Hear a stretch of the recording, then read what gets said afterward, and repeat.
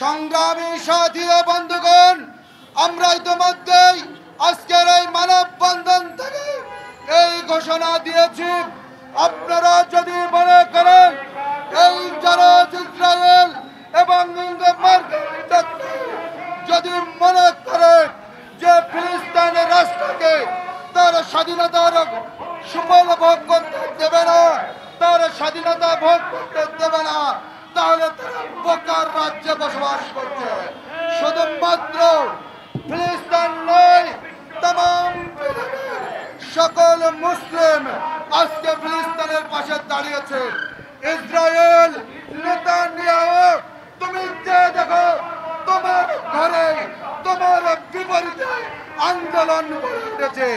ইহুদিরা পর্যন্ত, যাদের ন্যূনতম মানবতাবোধ আছে, যাদের ন্যূনতম বিবেকবোধ আছে, তারা তোমার ঘরের ভিতরে তোমার কবর রচনা করার জন্য তারা আয়োজন করছে।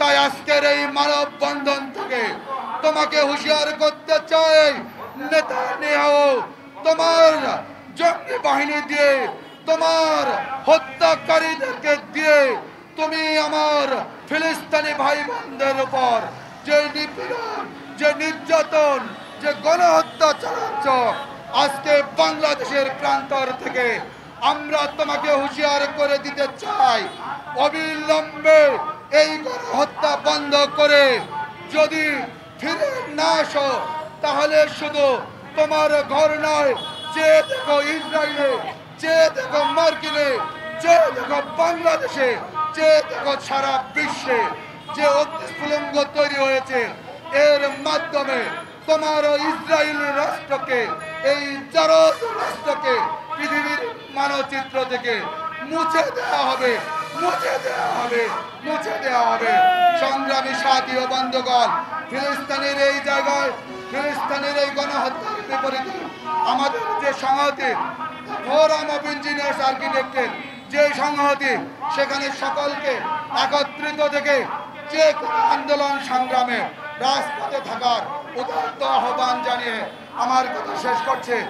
নারায়ে তাকবীর, নারায়ে তাকবীর, নারায়ে তাকবীর।